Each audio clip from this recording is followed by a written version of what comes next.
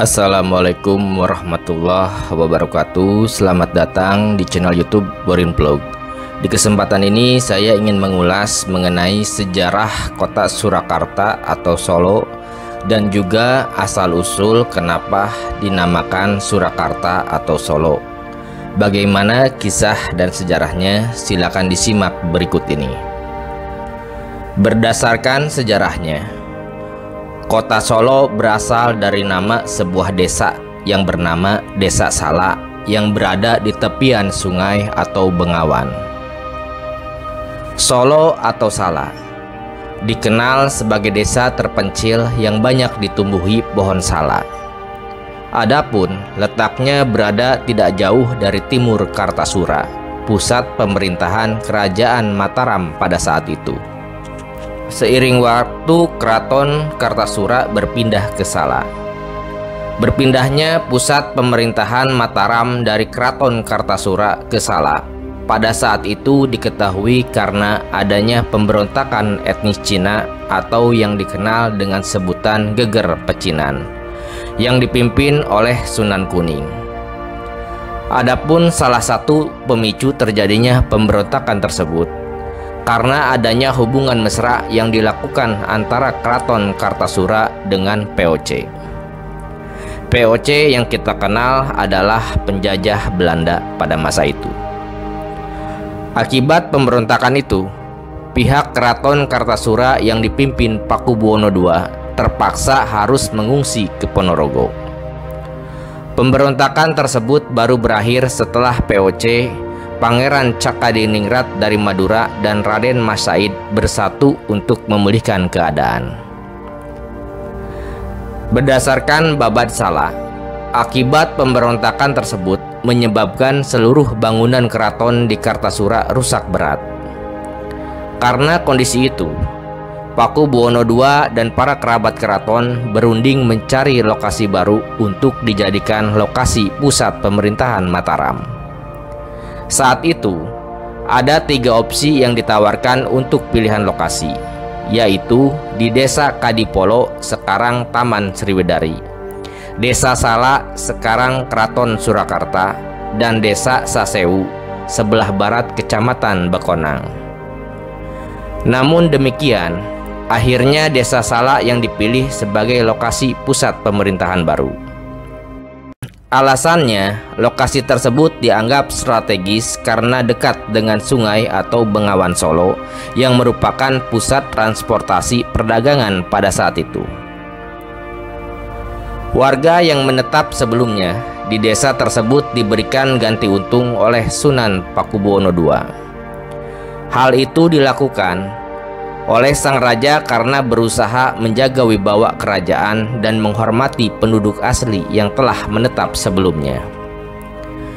Dalam pusat pemerintah yang baru itu, kemudian diberi nama Surakarta atau dikenal dengan Keraton Surakarta Hadiningrat.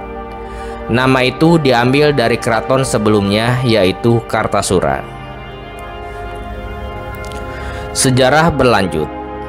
Setelah pemindahan pusat pemerintahan ke Sala dan berganti nama menjadi Keraton Surakarta, lalu terjadi perang saudara. Ada 3 tokoh utama dalam perang saudara ini, yaitu Susuhunan Pakubuwono II, Pangeran Mangkubumi, dan Raden Mas Said alias Pangeran Sambernyawa. Berdasarkan silsilahnya, Pakubuwono II merupakan raja pendiri dari Kasunanan Surakarta dan Pangeran Mangkubumi adalah saudara kandungnya, yang merupakan sama-sama putra dari Amangkurat IV. Sedangkan Raden Mas Said merupakan salah satu cucu Amangkurat IV, atau lebih tepatnya adalah keponakan dari Pakubuwono II dan Pangeran Mangkubumi. Puncak dari konflik saudara tersebut menghasilkan Perjanjian Giyanti pada 13 Februari 1755 Masehi. Perjanjian Giyanti yang berlangsung di Desa Jatiharjo, Karanganyar, Jawa Tengah itu disepakati oleh VOC, Pakubuwono III, dan Mangkubumi.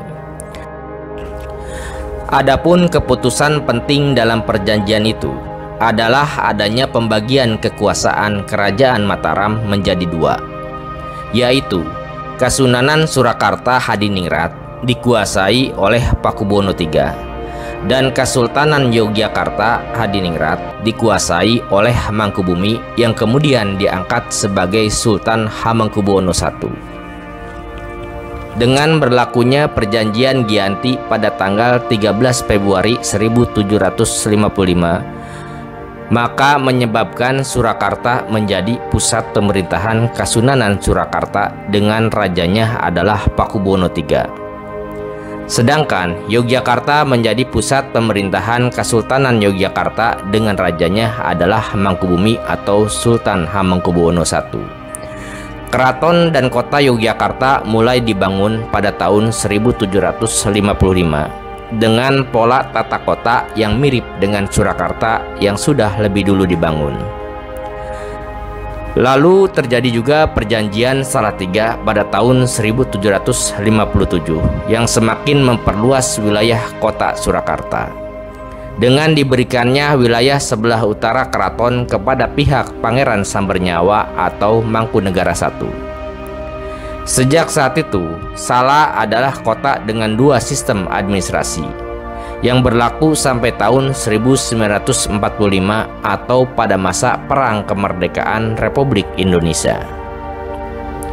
Surakarta saat masa kolonial Belanda adalah daerah Swapraja atau Volkstenlanden, yakni daerah yang berhak memerintah sendiri, tidak diatur oleh undang-undang seperti halnya daerah lain.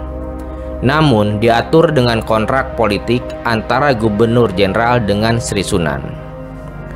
Surakarta ketika masa pendudukan Jepang adalah daerah Kochi atau daerah istimewa. Sebagai daerah Kochi, maka Surakarta diikutkan ke dalam keanggotaan BPUPKI untuk merancang Undang-Undang Dasar 1945. Nah, seperti itu ya kisah sejarah mengenai Surakarta atau kita kenal juga dengan nama Solo. Juga asal muasal penamaan Surakarta dan juga asal muasal penamaan Solo, yang mana untuk Solo sendiri mengambil dari kata Sala. Terima kasih sudah menyimak di channel YouTube Boring Vlog. Silahkan simak kisah sejarah maupun cerita rakyat, dongeng dan legenda yang tersedia di channel ini. Terima kasih atas perhatiannya. Assalamualaikum warahmatullahi wabarakatuh.